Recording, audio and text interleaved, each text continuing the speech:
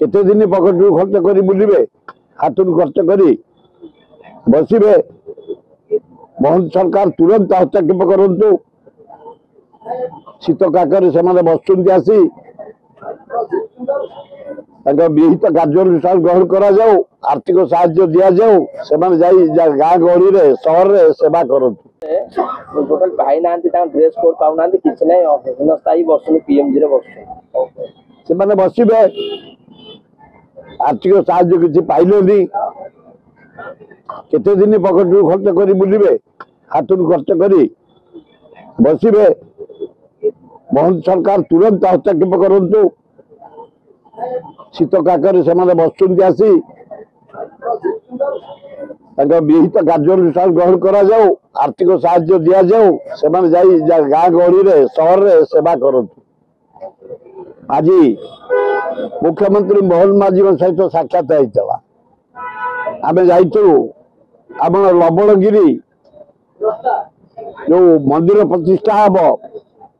मार्च 11 अतिथि हिसाब से आने से दृढ़ प्रतिश्रुति देले निश्चिंत जीवी महाशिवरात्रि हो 26 तारीख लिंगराज जो महाशिवरात्रि भजन हुए आप 24 घंटिया भजन हुए सकाल 7 रु परदिन सकाल 7 हरिहर भेट पर्यंत एथर बम्बे रु 5 जन आर्टिस्ट आसुच्च राज्य रु आसुच्च 51 जन पूरा संध्या सकाल 6 आमर शंखध्वनि आरंभ हुए ता परदिन हरिहर भेटर जाए समाप्त हुए भजन आमर तेणु हे जनसाधारण 26 तारीख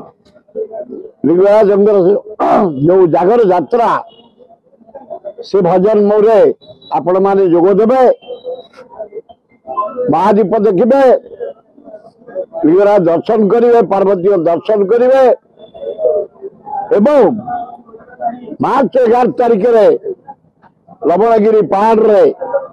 जगन्नाथ मंदिर शिव मंदिर लक्ष्मी मंदिर विमला मंदिर एवं महावीर मंदिर उद्घाटन उत्सव रे आमर राष्ट्रपति महोदय ओडिशार मुख्यमंत्री मोहन माझी अपोजिशन लीडर नवीन पट्टनायक एवं अन्य मंत्री माने जोगदेवे पुरी महाराज शंकराचार्य साधु संत बहु भद्र व्यक्ति माने आसबे उद्बोधन देवाई आपण मैंने जोगदेवे अनुरोध था